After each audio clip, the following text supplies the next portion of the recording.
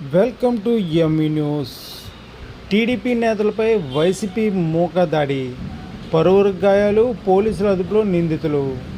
వివరాల్లోకి వెళ్తే అనకాపల్లి జిల్లా నర్సీపట్నం నియోజకవర్గం గొలుగొండ మండలం చీడుగుమ్మల గ్రామంలో టీడీపీ నాయకులు మరియు మహిళా కార్యకర్తలపై వైసీపీ కార్యకర్తలు కర్రలతో దాడి చేయడంతో వారు తీవ్ర గాయాల పాలయ్యారు. అందుకు సంబంధించిన వివరాలు ఇలా ఉన్నాయి. గొలుగొండ మండలం చీడుగుమ్మల గ్రామంలో గల టీడీపీ నాయకులు కామరెడ్డి గోవిందు, మహిళా కార్యకర్తలు మొండెం భానుశ్రీ, జి దుర్గా, సిహెచ్ జాన్తో పాటు పలువురు నర్సీపట్నం టీడీపీ అభ్యర్థి చింతకాయల అయ్యన్న పాత్ర విజయం సాధించారని తెలుసుకుని అతన్ని ఇంటికి వెళ్లేందుకు వీరందరూ కూడా బయలుదేరారు. ఇంతలో చీడుగుమ్మల్లోని కొంతమంది వైసీపీ కార్యకర్తలు కర్రలతో ఈ టీడీపీ వర్గీయులపై దాడికి దిగారు.